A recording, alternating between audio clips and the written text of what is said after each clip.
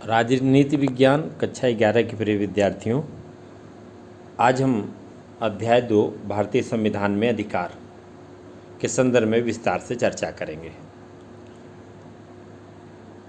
सबसे पहले हम इसके परिचय पे आते हैं।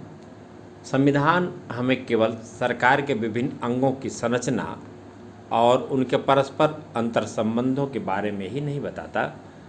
जैसा कि हमने पिछले अध्याय में पढ़ा, संविधान एक दस्तावेज है जो सरकार की शक्तियों पर अंकुश रखकर एक ऐसी प्रजातांत्रिक व्यवस्था की स्थापना करता है जिसमें सभी व्यक्तियों को कुछ अधिकार प्राप्त होते हैं। इस अध्याय में हम भारतीय संविधान में निहित मौलिक अधिकारों का अध्ययन करेंगे। संविधान के तीसरे भाग में मौलिक अधिकारों का वर्णन किया गया है। उनमें प्रत्येक मौलिक अधिकार के प्रयोग की सीमा का भी उल्लेख है। बीते हुए 6 दशकों में अधिकारों का स्वरूप परिवर्तित भी हुआ है और कुछ विस्तृत भी। इस अध्याय में हम इन बातों के बारे में बताएंगे। भारतीय संविधान कौन कौन से मौलिक अधिकार प्रदान करता है, उन अधिकारों को कैसे सुरक्षित किया जाता है, उन अधिकारों की व्याख्या व सुरक्षा करने में न्यायपालिका की क्या भूमिका रही है और मौलिक अधिकारों तथा राज्य के नीति निषेधक तत्वों में क्या अंतर है। इस अध्याय में दिए गए ये 4 महत्वपूर्ण बिंदु हैं जिससे संदर्भित ही प्रायः प्रश्न पूछे जाते हैं। जानकारी की दृष्टि से भी उपयुक्त है और परीक्षाओं की भी दृष्टि से यह वाजिब है। आप देखें, अधिकारों का महत्व। 1982 के एशियाई खेलों में पहले निर्माण कार्य के लिए सरकार ने कुछ ठेकेदारों की सेवाएं ली। यहाँ पे कुछ उदाहरण दिए जा रहे हैं जिससे विद्यार्थियों को समझने में सहूलियत होगी। अनेक फ्लाईओवरों और स्टेडियमों का निर्माण करना था और इसके लिए ठेकेदारों ने देश के विभिन्न भागों से बड़ी संख्या में गरीब मिस्त्री और मजदूरों की भर्ती की, लेकिन मजदूरों से कामकाज की दयनीय दशा में काम लिया गया। उन्हें सरकार द्वारा निर्धारित न्यूनतम मजदूरी से भी कम मजदूरी दी गई। समाज वैज्ञानिकों की एक टीम ने उनकी स्थिति का अध्ययन कर सर्वोच्च न्यायालय में एक याचिका दायर की। उन्होंने दलील दी कि तय की गई न्यूनतम मजदूरी से कम मजदूरी देना बेगार या बदुहा मजदूरी जैसा है। यहाँ पर विद्यार्थियों को बेकारी और बेगारी के संदर्भ में बता दें। बेकारी वह है जहाँ रोजगार नहीं मिलता या जिसे रोजगार नहीं मिला हुआ है उसे बेकारी कहेंगे, परंतु बेगारी क्या है? काम करना, काम कराया जाना परंतु उसके बदले में उसकी मजदूरी का नहीं दिया जाना या कम देना, ये बेगारी है। बेकारी और बेगारी में मूलभूत अंतर है। यह अत्यंत महत्वपूर्ण था विद्यार्थियों के लिए और नागरिकों को प्राप्त शोषण के विरुद्ध मौलिक अधिकार का उल्लंघन है। न्यायालय ने इस दलील को स्वीकार कर लिया और सरकार को निर्देश दिया कि वह इन हजारों मजदूरों को उनके काम के लिए तयशुदा मजदूरी दिलाएं। मचल लालुंग को जब गिरफ्तार किया गया तब वह 23 वर्ष का था। एक उदाहरण है, आप समझें। लालुंग असम के मड़ीगांव जिले के चबुरी गांव का रहने वाला था। उस पर आरोप था कि उसने किसी को गंभीर चोट पहुंचाई। मुकदमे की सुनवाई के दौरान उसे मानसिक रूप से काफ़ी अस्वस्थ पाया गया और चिकित्सा के लिए तेजपुर के लोकप्रिय गोपीनाथ बोरदुलोई अस्पताल में एक कैदी के रूप में भर्ती करा दिया गया। वहां उसका सफलतापूर्वक इलाज किया गया। डॉक्टरों ने जेल अधिकारियों को 2 बार 1967, 1969 चिट्ठी भेजी कि लालुंग स्वस्थ है और उस पर मुकदमा चलाया जा सकता है, लेकिन किसी ने भी उस पर ध्यान नहीं दिया। लालुंग न्यायिक हिरासत में बना रहा। मचल लालुंग को जुलाई 2005 में जेल से छोड़ा गया। उस समय वह 77 वर्ष का हो चुका था। इस प्रकार वह 54 वर्ष तक हिरासत में रहा और इस दौरान उसके मुकदमे की एक बार भी सुनवाई नहीं हुई। जब राष्ट्रीय मानवाधिकार आयोग द्वारा नियुक्त एक टीम ने राज्य में बंदियों का निरीक्षण किया तब जाकर लालुंग को स्वतंत्र होने का अवसर मिला। मचल का पूरा जीवन ही व्यर्थ बीत गया, क्योंकि उसके मुकदमे की सुनवाई ही न हो सकी। हमारा संविधान सभी नागरिकों को जीवन और स्वतंत्रता का अधिकार देता है। इसका अर्थ है कि हम नागरिक को अपने मुकदमे की निष्पक्ष और त्वरित सुनवाई का अधिकार है। हर नागरिक को मचल लालूंग का मामला उस स्थिति का संकेत करता है जब संविधान द्वारा दिए गए अधिकार व्यवहार में प्राप्त नहीं होते।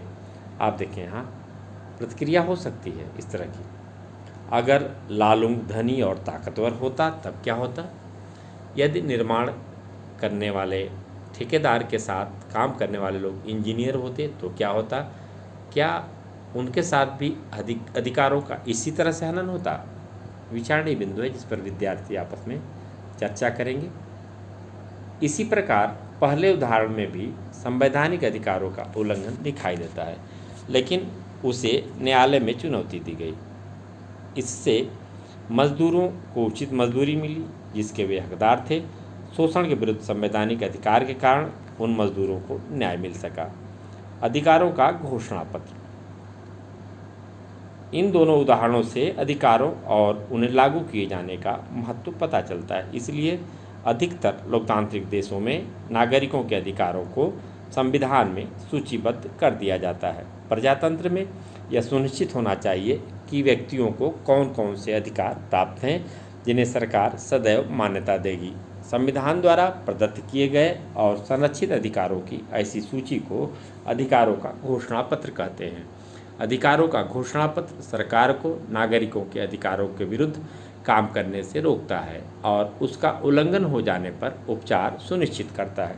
संविधान नागरिकों के अधिकारों को किससे संरक्षित करता है? नागरिक के अधिकारों को किसी अन्य व्यक्ति या निजी संगठन से खतरा हो सकता है। ऐसी स्थिति में व्यक्ति को सरकार द्वारा सुरक्षा प्रदान किए जाने की आवश्यकता होती है। यह जरूरी है कि सरकार व्यक्ति के अधिकारों को सुरक्षा प्रदान करने के लिए प्रतिबद्ध हो। इसके अतिरिक्त सरकार के विभिन्न अंग विधायिका, कार्यपालिका, नौकरशाही या न्यायपालिका अपने कार्यों के संपादन में व्यक्ति के अधिकारों का हनन कर सकते हैं। भारतीय संविधान में मौलिक अधिकार। स्वतंत्रता संघर्ष के दौरान स्वतंत्रता आंदोलन के नेताओं ने इन अधिकारों का महत्व समझा था और मांग की थी कि अंग्रेज शासकों को जनता के अधिकारों का आदर करना चाहिए। 1928 में मोतीलाल नेहरू समिति ने अधिकारों के एक घोषणा पत्र की मांग उठाई थी। अतः यह स्वाभाविक था कि स्वतंत्रता के बाद संविधान निर्माण के दौरान संविधान में अधिकारों का समावेश करने व उन्हें सुरक्षित करने पर भी सभी की राय एक थी। संविधान में उन अधिकारों को सूचीबद्ध किया गया जिन्हें सुरक्षा देनी थी और उन्हें मौलिक अधिकारों की संज्ञा दी गई। जैसा कि नाम से स्पष्ट है, मौलिक अधिकार अत्यंत महत्वपूर्ण है और इसलिए उन्हें संविधान में सूचीबद्ध किया गया है और उनकी सुरक्षा के लिए विशेष प्रावधान बनाए गए हैं। वे इतने महत्वपूर्ण हैं कि संविधान स्वयं यह सुनिश्चित करता है कि सरकार भी उसका उल्लंघन न कर सके। मौलिक अधिकार हमारे अन्य अधिकारों से भिन्न है। जहाँ साधारण कानूनी अधिकारों को सुरक्षा देने और लागू करने के लिए साधारण कानूनों का सहारा लिया जाता है, वहीं मौलिक अधिकारों की गारंटी और उनकी सुरक्षा स्वयं संविधान करता है। सामान्य अधिकारों को संसद कानून बनाकर परिवर्तित कर सकती है, लेकिन मौलिक अधिकारों में परिवर्तन के लिए संविधान में संशोधन करना पड़ता है। इसके अलावा सरकार का कोई भी अंग मौलिक अधिकारों के विरुद्ध कोई कार्य नहीं कर सकता। इस अध्याय में हम आगे पढ़ेंगे कि सरकार के कार्यों से मौलिक अधिकारों के हनन को कैसे रोका जाता है। यहाँ पे आप देख लें, दक्षिण अफ्रीका के संविधान में अधिकारों का घोषणा पत्र। दक्षिण अफ्रीका का संविधान दिसंबर 1996 में लागू हुआ।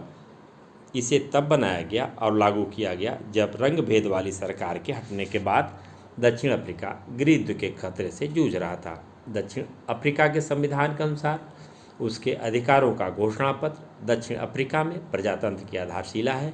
यह नस्ल लिंग, गर्भधारण, वैवाहिक स्थिति, जाति या सामाजिक मूल, रंग, आयु, अपंगता, धर्म, अंतरात्मा, आस्था, संस्कृत, भाषा और जन्म के आधार पर भेदभाव वर्जित करता है। यह नागरिकों को संभवतः सबसे ज़्यादा व्यापक अधिकार देता है। संवैधानिक अधिकारों को एक विशेष संवैधानिक न्यायालय लागू करता है। दक्षिण अफ्रीका के संविधान में सम्मिलित प्रमुख अधिकार: गरिमा का अधिकार, निजता का अधिकार, श्रम संबंधी समुचित व्यवहार का अधिकार, स्वस्थ पर्यावरण और पर्यावरण संरक्षण का अधिकार, समुचित आवास का अधिकार, स्वास्थ्य सुविधाएं, भोजन, पानी और सामाजिक सुरक्षा का अधिकार, बाल अधिकार, बुनियादी और उच्च शिक्षा का अधिकार, सांस्कृतिक, धार्मिक और भाषाई समुदायों का अधिकार, सूचना प्राप्त करने का अधिकार। यह सभी अधिकार दक्षिण अफ्रीका के संविधान में वर्णित हैं।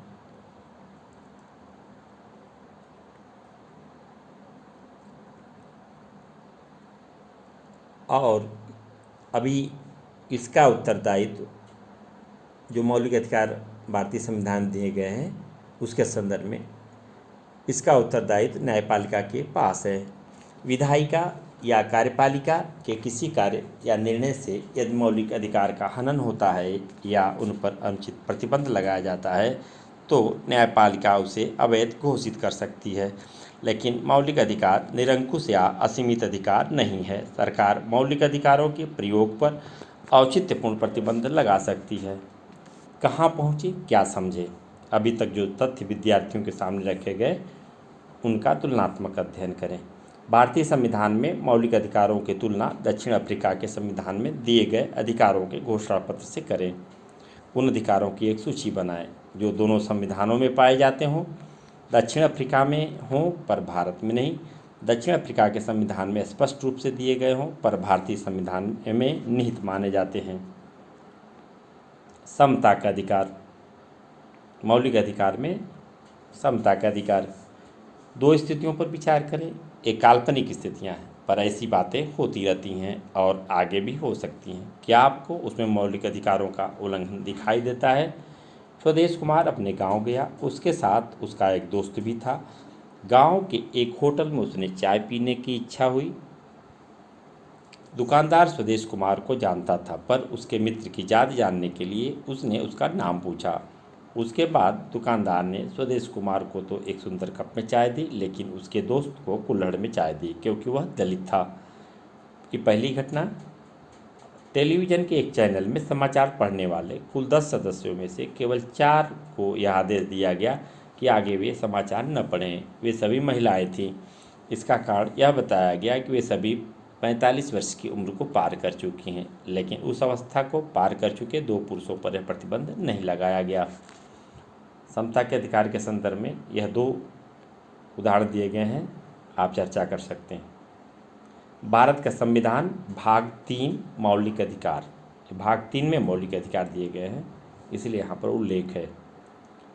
और आप देखें समता का अधिकार। भारतीय संविधान के अनुच्छेद 14 से लेकर 18 तक समता का अधिकार दिए गए हैं, जिनमें आप देखें कौन कौन सा अधिकार है। कानून के समक्ष समानता, कानूनों के समान संरक्षण, मूल धर्म, मूल वंश, जाति, लिंग या जन्म स्थान के आधार पर भेदभाव का निषेध, दुकानों, होटलों, कुओं, तालाबों, स्नान घाटों, सड़कों आदि में प्रवेश की समानता, रोजगार में अवसर की समानता, छुआछूत का अंत, उपाधियों का अंत, स्वतंत्रता का अधिकार, व्यक्तिगत स्वतंत्रता का अधिकार, भाषण और अभिव्यक्ति का, शांतिपूर्ण ढंग से जमा होने और सभा करने का, संगठित होने का, भारत में कहीं भी आने जाने का, भारत के किसी भी हिस्से में बसने और रहने का, कोई भी पेशा चुनने, व्यापार करने का, अपराधों के लिए दोषित के संबंध में संरक्षण, जीवन की रक्षा और दैहिक स्वतंत्रता का अधिकार, शिक्षा का अधिकार, अभियुक्तों और सजा पाए लोगों के अधिकार। यहाँ पर 2 अधिकारों के संदर्भ में मैं आपको बता दूं जीवन की रक्षा और दैहिक स्वतंत्रता का अधिकार। भारत में आपातकाल लागू होने की स्थिति में भी इसे स्थगित नहीं किया जाता। फिर से मैं आपको बता दूं, जीवन की रक्षा और दैहिक स्वतंत्रता का अधिकार। और दूसरी चीज़, शिक्षा के अधिकार में यह जान लें कि प्रत्येक 14 वर्ष तक के बच्चों को निःशुल्क शिक्षा देने का अधिकार की व्यवस्था हमारे मौलिक अधिकार में दी गई है। अभियुक्तों और सजा पाए लोगों के अधिकार। और आप इधर देखें, शोषण के विरुद्ध अधिकार, मानव के दुर्व्यापार और मधुआ मजदूरी पर रोक, जोखिम वाले कामों में बच्चों से मजदूरी कराने पर रोक, धार्मिक स्वतंत्रता का अधिकार, आस्था और प्रार्थना की आज़ादी, धार्मिक मामलों के प्रबंधन, किसी विशिष्ट धर्म की अभिव्यक्ति के लिए कर अदायगी की स्वतंत्रता, कुछ शिक्षा संस्थाओं में धार्मिक शिक्षा या उपासना में उपस्थित होने की स्वतंत्रता, सांस्कृतिक और शैक्षिक अधिकार, अल्पसंख्यकों की भाषा और संस्कृति के संरक्षण का अधिकार, अल्पसंख्यकों को शैक्षिक संस्थाएं स्थापित करने का अधिकार, संवैधानिक उपचारों का अधिकार, मौलिक अधिकारों को लागू करवाने के लिए न्यायालय में जाने का अधिकार।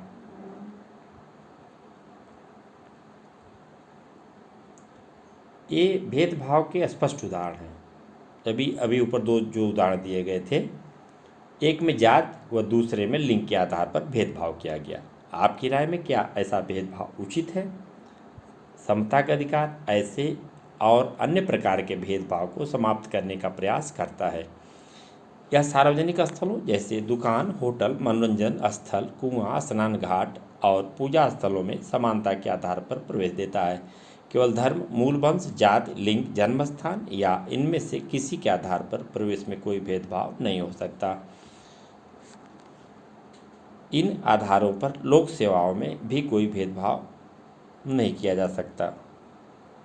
यह अधिकार बहुत महत्वपूर्ण है क्योंकि पहले हमारे समाज में समानता के आधार पर प्रवेश नहीं दिया जाता था। आप देख लें, क्या ऐसी बातें हमारे देश में होती हैं या ये सब केवल काल्पनिक हैं? चर्चा के विषय। छुआछूत की प्रथा असमानता का सबसे भद्दा रूप है। समता के अधिकार के द्वारा इसे समाप्त कर दिया गया। उसी अधिकार के अंतर्गत यह भी व्यवस्था की गई कि केवल उन लोगों को छोड़कर जिन्होंने सेना या शिक्षा के क्षेत्र में गौरवपूर्ण उपलब्धि प्राप्त की है, राज्य किसी भी व्यक्ति को कोई उपाधि प्रदान नहीं करेगा। इस प्रकार समता का अधिकार भारत को एक सच्चे लोकतंत्र के रूप में स्थापित करने का प्रयास करता है, जिसमें सभी नागरिकों को समान प्रतिष्ठा व गरिमा प्राप्त हो सके। क्या आपने अपने संविधान की प्रस्तावना पढ़ी है? यह समानता को कैसे परिभाषित करती है? आप पाएंगे कि प्रस्तावना में समानता, आप देख लें यहाँ पर अनुच्छेद 16(4), अनुच्छेद 16(4), इस अनुच्छेद की कोई बात राज्य को पिछड़े हुए नागरिकों के किसी वर्ग के पक्ष में जिनका प्रतिनिधित्व राज्य की राय में राज्य के अधीन सेवाओं में पर्याप्त नहीं है, नियुक्तियों या पदों के आरक्षण का प्रावधान करने से नहीं रोकती।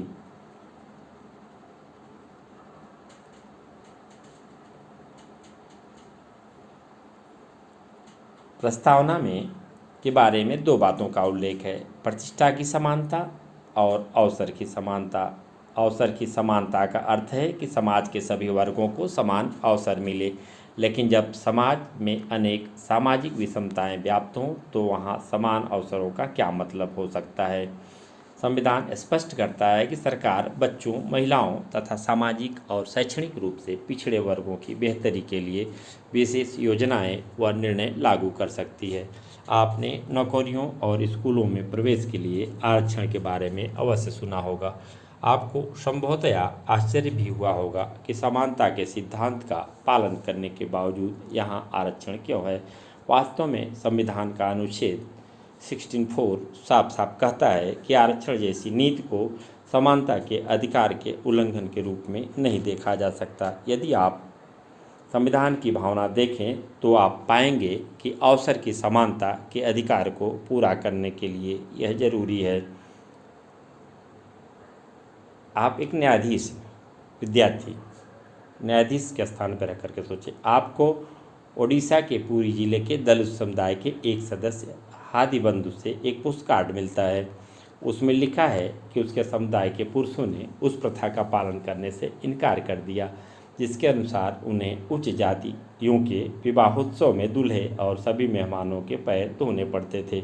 इसके बदले उस समुदाय की 4 महिलाओं को पीटा गया और उन्हें निर्वस्त्र करके घुमाया गया। पोस्टकार्ड लिखने वाले के अनुसार हमारे बच्चे शिक्षित हैं और वे उच्च जातियों के पुरुषों के पैर धोने, विवाह में भोज के बाद जूठन हटाने और बर्तन मांजने का परंपरागत काम करने को तैयार नहीं है। यह मानते हुए कि उपर्युक्त तथ्य सही है, आपको निर्णय करना है कि क्या इस घटना में मौलिक अधिकारों का उल्लंघन हुआ है। आप इसमें सरकार को क्या करने का आदेश देंगे।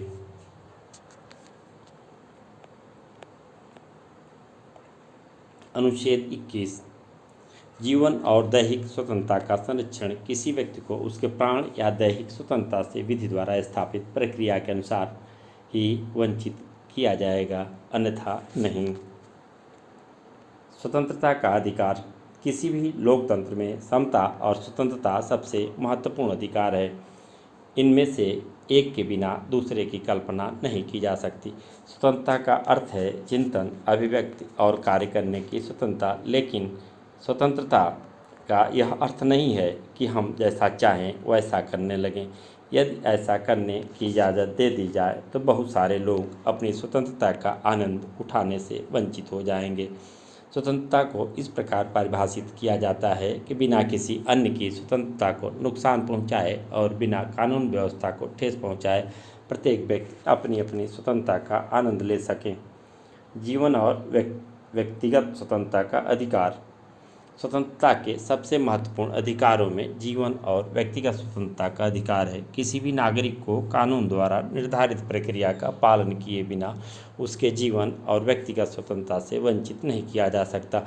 इसका अर्थ यह है कि किसी भी व्यक्ति को बिना कारण बताए गिरफ्तार नहीं किया जा सकता। गिरफ्तार किए जाने पर उस व्यक्ति को अपने पसंदीदा वकील के माध्यम से अपना बचाव करने का अधिकार है। इसके अलावा पुलिस के लिए यह आवश्यक है कि वह अभियुक्त को 24 घंटे के अंदर निकटतम न्यायाधीश के सामने पेश करे।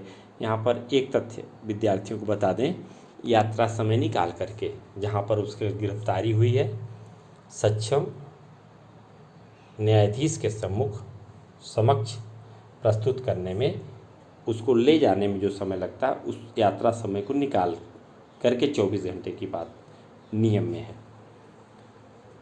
इस अधिकार द्वारा किसी व्यक्ति के जीवन को मनमाने ढंग से समाप्त करने के विरुद्ध ही गारंटी नहीं मिलती, बल्कि इसका दायरा और भी व्यापक है। सर्वोच्च न्यायालय के पिछले अनेक निर्णयों द्वारा इस अधिकार का दायरा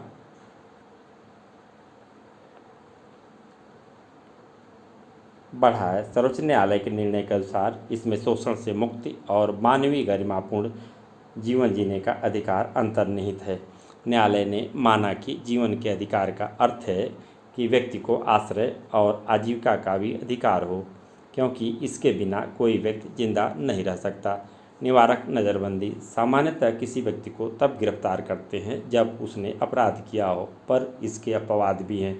कभी कभी किसी व्यक्ति को इस आशंका पर भी गिरफ्तार किया जा सकता है कि वह कोई गैरकानूनी कार्य करने वाला है, फिर उसे वर्णित प्रक्रिया का पालन किए बिना ही कुछ समय के लिए जेल भेजा जा सकता है। इसे ही निवारक नज़रबंदी कहते हैं। इसका अर्थ यह हुआ कि यदि सरकार को लगे कि कोई व्यक्ति देश की कानून व्यवस्था या शांति और सुरक्षा के लिए खतरा बन सकता है तो वह उसे बंदी बना सकती है, लेकिन निवारक नज़रबंदी अधिकतम 3 महीने के लिए ही हो सकती है। 3 महीने के बाद ऐसे मामले समीक्षा के लिए एक सलाहकार बोर्ड के सामने लाए जाते हैं। प्रत्यक्ष रूप से निवारक नज़रबंदी सरकार के हाथ में असामाजिक तत्वों और राष्ट्र विरोधी तत्वों से निपटने का एक हथियार है, लेकिन सरकार ने प्रायः इसका दुरुपयोग किया है।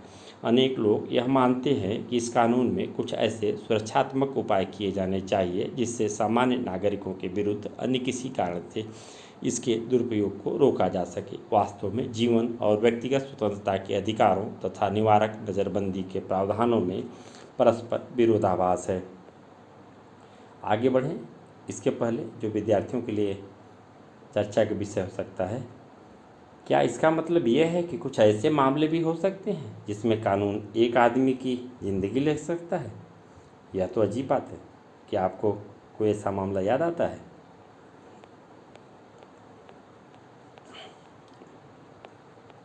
और आगे देखें, अन्य स्वतंत्रताएं। आप देख सकते हैं कि स्वतंत्रता के अधिकार के अंतर्गत कुछ और अधिकार भी हैं, पर इनमें से कोई भी अधिकार निरंकुश नहीं है। इनमें से प्रत्येक के प्रयोग पर सरकार कुछ प्रतिबंध लगा सकती है। उदाहरण के तौर पर भाषण और अभिव्यक्ति की स्वतंत्रता पर कानून व्यवस्था, शांति और नैतिकता के आधार पर प्रतिबंध लगाए जा सकते हैं। सभा और सम्मेलन करने की स्वतंत्रता का प्रयोग करने पर यह शर्त है कि वह शांतिपूर्ण तथा बिना हथियार के हो। सरकार किसी क्षेत्र में 5 या 5 से अधिक लोगों की सभा पर प्रतिबंध लगा सकती है। प्रशासन इस शक्ति का आसानी से दुरुपयोग कर सकता है। वह सरकार के किसी कार्य या नीति के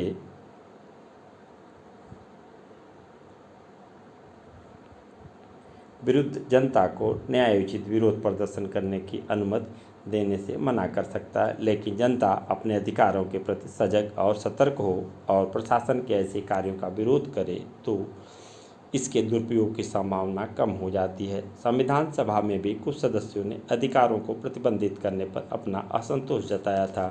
आप देखें प्रतिक्रिया। मैं समझता हूँ यह प्रतिक्रिया है सोमनाथ लाहिड़ी, संविधान सभा के वाद विवाद। मैं समझता हूँ कि इनमें से अनेक मौलिक अधिकारों को एक सिपाही के दृष्टिकोण से बनाया गया। आप देखेंगे कि काफ़ी कम अधिकार दिए गए हैं और प्रत्येक अधिकार के बाद एक उपबंध जोड़ा गया है। लगभग प्रत्येक अनुच्छेद के बाद एक उपबंध है जो उन अधिकारों को पूरी तरह से वापस ले लेता है। मौलिक अधिकारों की हमारी क्या अवधारणा होनी चाहिए? हम उस प्रत्येक अधिकार को संविधान में पाना चाहते हैं जो हमारी जनता चाहती है। यह कथन है सोमनाथ लाहिड़ी का, संविधान सभा। आरोपी या अभियुक्त के अधिकार। हमारा संविधान इसका भी प्रावधान करता है कि उन लोगों को भी पर्याप्त सुरक्षा मिले जिन पर विभिन्न अपराधों के आरोप हों। हम प्रायः ऐसा विश्वास कर लेते हैं कि जिस पर भी किसी अपराध का आरोप लगता है वह दोषी है, लेकिन जब तक न्यायालय किसी व्यक्ति को किसी अपराध का दोषी नहीं ठहराता तब तक उसे दोषी नहीं माना जा सकता। यह भी जरूरी है कि किसी अपराध के आरोपी को स्वयं को बचाने का समुचित अवसर मिलना चाहिए। न्यायालय में निष्पक्ष मुकदमे के लिए संविधान 3 अधिकारों की व्यवस्था करता है। किसी भी व्यक्ति को एक ही अपराध के लिए एक बार से ज़्यादा सज़ा नहीं मिलेगी। कोई भी कानून किसी भी कार्य को पिछली तारीख से अपराध घोषित नहीं कर सकेगा। किसी भी व्यक्ति को स्वयं अपने विरुद्ध साक्ष्य देने के लिए नहीं कहा जा सकेगा। अब देखिए आप कहाँ पहुँचे, क्या समझे। क्या आप मानते हैं कि इन परिस्थितियों में स्वतंत्रता के अधिकार पर प्रतिबंधों की मांग करती है? अपने उत्तर के समर्थन में तर्क दें। शहर में सांप्रदायिक दंगों के बाद लोग शांति मार्च के लिए एकत्र हुए। दलितों को मंदिर में प्रवेश की मनाही है। मंदिर में जबरदस्ती प्रवेश के लिए एक जुलूस का आयोजन किया जा रहा है। सैकड़ों आदिवासियों ने सड़क जाम कर दिया है। वे मांग कर रहे हैं कि कोई कारखाना बनाने के लिए ली गई उनकी ज़मीन वापस की जाए। किसी जात की पंचायत की बैठक यह तय करने के लिए बुलाई गई है कि जात के बाहर विवाह करने के लिए एक नव दंपति को क्या दंड दिया जाए। ये चारों में विरोधाभासी चीज़ें हैं। क्या कहाँ पहुँचे, क्या समझे, इस पर विद्यार्थी आपस में चर्चा करेंगे। क्योंकि कानून का शासन है, संविधान का शासन है, इसलिए कानून का पालन कराना सरकार का काम है और जनता किसी ऐसे कार्य में न शामिल हो जिसके वजह से शांति व्यवस्था या अन्य किसी प्रकार की क्षति होने की संभावना हो। शोषण के विरुद्ध अधिकार। अपने देश में करोड़ों लोग गरीब, दलित, शोषित और वंचित हैं या लोगों के द्वारा उनका शोषण हो सकता है। ऐसे शोषण को हम अपने देश में बेगार या बंधुआ मजदूरी के रूप में जानते हैं। इसी प्रकार के एक शोषण के में लोगों को दास के रूप में खरीदा और बेचा जाता था। इन दोनों प्रकार के शोषणों पर संविधान प्रतिबंध लगाता है।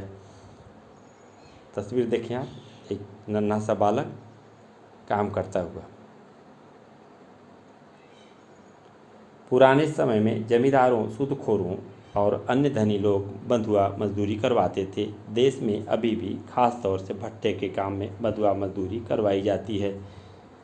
अब इसे अपराध घोषित कर दिया गया है और वह कानून द्वारा दंडनीय है। इस फोटो में आपको किस मौलिक अधिकार का उल्लंघन दिखाई देता है? बाल श्रम पर प्रतिबंध है, और सबसे बड़ी चीज़ है कि शिक्षा का मौलिक अधिकार, जो 14 वर्ष तक के बच्चों को राज्य सरकार का दायित्व है कि वह उन्हें शिक्षा प्रदान करेगी। और ऐसी स्थिति में 14 वर्ष से या उससे कम उम्र का कोई बच्चा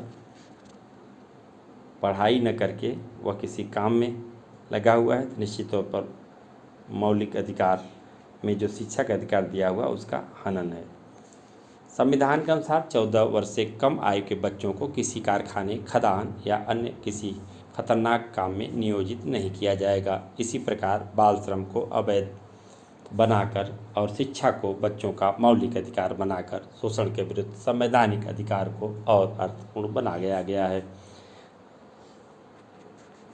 और धार्मिक स्वतंत्रता के अधिकार पर भारतीय संविधान में अधिकार के इसी अध्याय में दूसरे भाग में हम विस्तार से बताएंगे।